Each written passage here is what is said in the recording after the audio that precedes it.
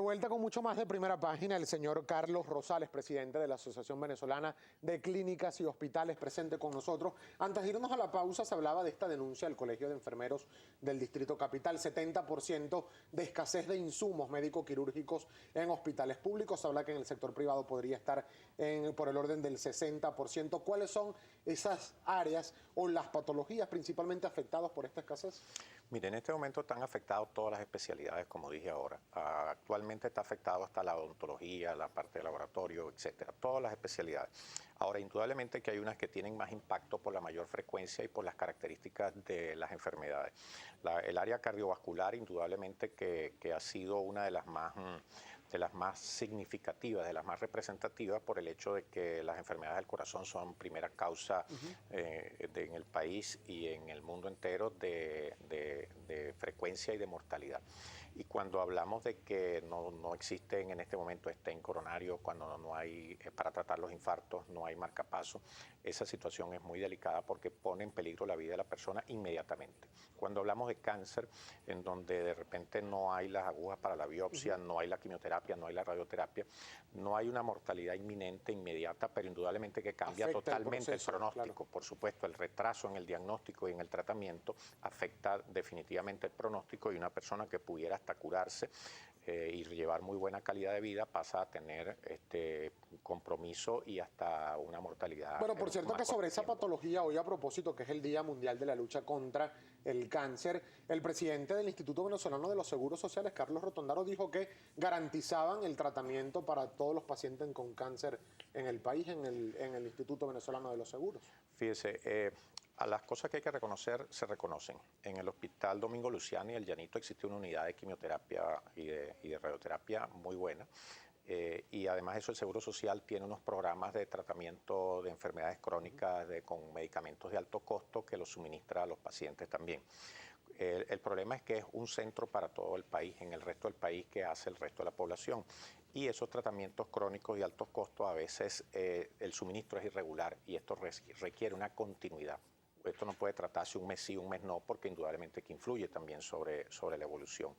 Entonces, realmente sí hay esos programas, pero no cubren a toda la población que está sufriendo de cáncer. Ahora, señor Rosales, ¿qué hacer ante este escenario? Porque hace algunos días, por ejemplo, vimos una triste y lamentable noticia que una niña fallece por no recibir atención médica oportuna, distintas las causas, y ante esta zozobra están la mayoría de los venezolanos que habitamos acá en el país. ¿Qué hacer entonces? Tanto por parte del sector público como en el caso de ustedes por parte del sector privado. Fíjese, nosotros hemos insistido, el Estado Mayor de la Salud se reúne y manifiesta que van a construir más centros de salud, que vamos a convertirnos en productores de medicamentos, que van a especializar, porque uno de los problemas graves que tenemos también es la escasez de recursos humanos especializados que ha migrado del país. Entonces, que van a especializar los médicos integrales comunitarios, pero todo esto son proyecciones a largo tiempo. Van en buen sentido, pero son a largo plazo. Entonces, nosotros insistimos en que hay que darle la prioridad a la salud que tiene realmente, y que tenemos que eliminar tanto trámite burocrático, tanto protocolo de procedimientos para poder adquirir los insumos y las medicinas que deberían de tener. ¿Esa no era una de las tareas de la alianza intergubernamental entre las clínicas privadas y el gobierno nacional? Ciertamente, pero no se ha logrado. O sea, lo hemos hablado, lo hemos conversado, muestran receptividad, pero no se termina de concretar. No se termina de concretar la decisión. Nosotros en estos momentos estamos organizando estamos tratando de unirnos todos los sectores que estamos trabajando en favor de la salud con los pacientes para ver si realizamos un encuentro en donde veamos qué acciones deberíamos de ejercer para solicitar al gobierno con mayor énfasis la necesidad urgente de que esto tiene que resolverse, a ver si escuchando a los pacientes y no solamente a nosotros lo hemos hablado por todos los medios, lo hemos hablado directamente con ellos, hemos ido a la representación de la Organización Mundial de la Salud, hemos ido a la conferencia episcopal, hemos ido a todos los sitios que nos puedan ayudar a resolver este problema, porque es una crisis seria. Cada día que pasa sin que esta situación se resuelva, hay miles de venezolanos que no están recibiendo los tratamientos adecuados y están poniendo en riesgo su vida. Ahora, por decirlo de un término coloquial, señor Rosales, es una moneda que tiene muchas caras. Por ejemplo, la de los pacientes. Hay constantes quejas de pacientes en Venezuela que acuden a clínicas privadas y hablan o reclaman el retraso, el excesivo retraso en la atención en las emergencias o incluso la negativa de algunas clínicas para atender a pacientes por el tema de los seguros, de las claves que, aunque por ley está prohibido solicitarlo, denuncian que se sigue solicitando. Ese tema realmente, para empezar por ese, no debería estar ocurriendo hoy en día. Eso, por lo menos las clínicas que están afiliadas a nuestra asociación tienen ya un lineamiento de que eso no debe ocurrir. La atención de emergencia es la atención de emergencia y posteriormente usted decide que va a resolver con el enfermo, si tiene realmente la cobertura para atenderse allí, si tiene que trasladarlo después hacia otro sitio, pero la atención se da. Los retrasos en atención en emergencia generalmente se están produciendo más por congestión y a veces por dificultad en los recursos también, como decía ahora. La congestión porque hay un desplazamiento de pacientes del sector público hacia el sector privado también, como consecuencia de que el sector público también está muy afectado. Y muchos de los empleados públicos, a través del financiamiento de las instituciones del Estado, tienen potestad o posibilidad de atenderse en el sector privado y se vienen hacia estas emergencias. Pero yo quisiera insistir con este punto, señor Rosales, y perdone, por favor, disculpe la interrupción, pero es que si uno se coloca, por ejemplo, del lado de la persona o del débil, en este caso, que sería el paciente o el enfermo, el necesitado, sí hay muchísimas denuncias que incluso han elevado en los medios de comunicación a distintas instituciones de clínicas privadas en Caracas y en el resto del país donde no atienden al paciente que llega hasta tanto no se comprueban el tema del seguro, de las claves o del cómo va a cancelar los servicios. Fíjate, ahí hay el siguiente tema. Lo que pasa es que las emergencias también son clasificables. Una emergencia vital, donde está en peligro la vida de la persona, eso no permite nunca, no solo por razones económicas, administrativas, sino por razones éticas, siempre se atiende de inmediato, en donde quiera que vaya. Eso debe ser así. Hay emergencias relativas. Tú vienes con un dolor que sospecha una apendicitis, yo puedo ir adelantando unos exámenes mientras hago el diagnóstico y eso me da el tiempo para ir viendo si esa persona tiene una cobertura de seguro, si no la tiene, etcétera. Pero yo no estoy dejando de atenderlo. A veces la persona piensa que tiene que ser subida de una vez a quirófano y no, eso lleva unos exámenes diagnósticos y ese periodo de tiempo me permite ir revisando la cobertura. No significa que estoy condicionando la atención a la cobertura del seguro. Entonces, de hecho, nosotros en las emergencias hemos creado unos sistemas de triaje porque a veces también van pacientes que realmente no son emergencias. Para él cree que es una emergencia.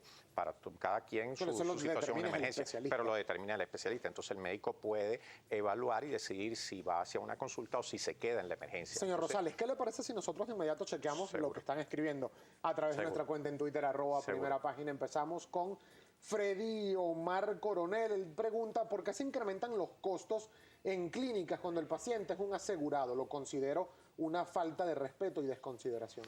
Realmente no es así.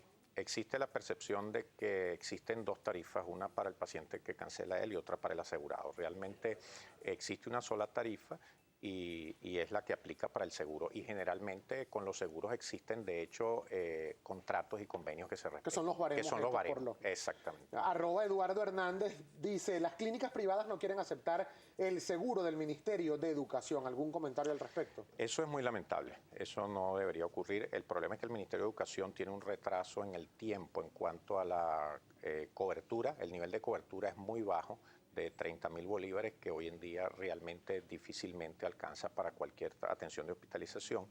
Y además de eso tiene un retraso importante en las cancelaciones hacia los servicios privados.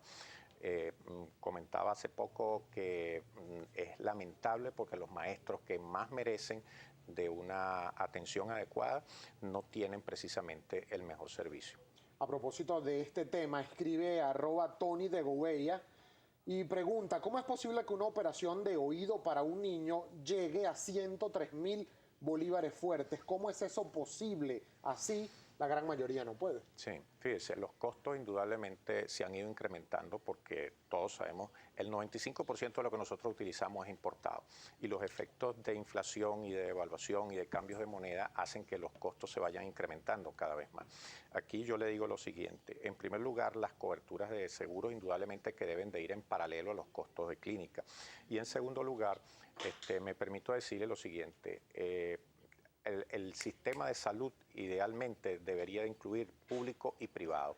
Existe una responsabilidad que es que si usted no tiene la posibilidad de atenderse en el privado, debería tener la alternativa de poder atenderse en un hospital público que debería de garantizarle las mismas condiciones que en el privado. Lamentablemente no es así y eso realmente es responsabilidad definitivamente del Estado.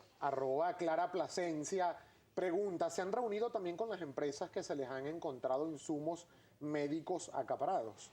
Eso básicamente es responsabilidad del Estado. El Estado se debe haber reunido con ellos y sabrá qué acciones va a tomar contra esos proveedores que puedan haber acaparado insumos médicos.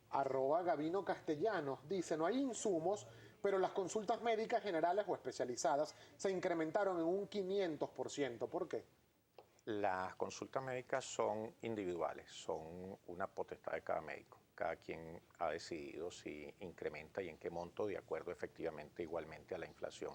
Allí nosotros no tenemos control, sino sobre la parte de hospitalización. Señor Rosales, hay otros aspectos sobre los cuales también ha habido muchísima solicitud de parte de los ciudadanos y los usuarios de las clínicas privadas en el país, que a decir verdad pareciera ser como un gran número de la población, acerca de la composición de la factura, el cobro de medicamentos que no se usan con la totalidad, del exceso de días, por ejemplo, en servicio de hospitalización o incluso en terapia intensiva. ¿Qué comentario tiene usted al respecto? ¿Cómo llegan ustedes a determinar qué tipo de costos y por qué varían tanto respecto de una clínica a otra?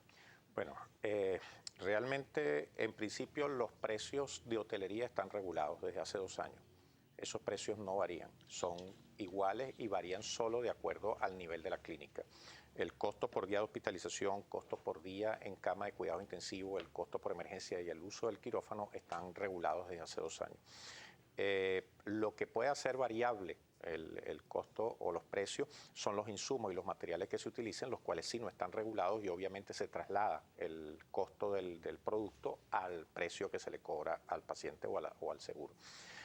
Indudablemente que dependiendo de las enfermedades, de las patologías y el tipo de insumos que se utilicen, esto puede ser muy variable, sobre todo a nivel de cuidado intensivo y hospitalización puede variar mucho dependiendo del tipo de enfermedad y el tipo de medicamentos y productos que se utilicen. Usted ha dicho que están presentando desde hace un año o más de un año esta situación de escasez de algunos medicamentos, insumos médico-quirúrgicos, tanto en el sector público como en el sector privado y por supuesto el gran afectado es el venezolano. Ahora, ¿qué esperan ustedes hacer en los próximos meses, quizás en el corto, en el mediano plazo, para coadyuvar en mejorar esta situación? ¿Qué demandan del Ejecutivo Nacional para que esta situación definitivamente se solucione?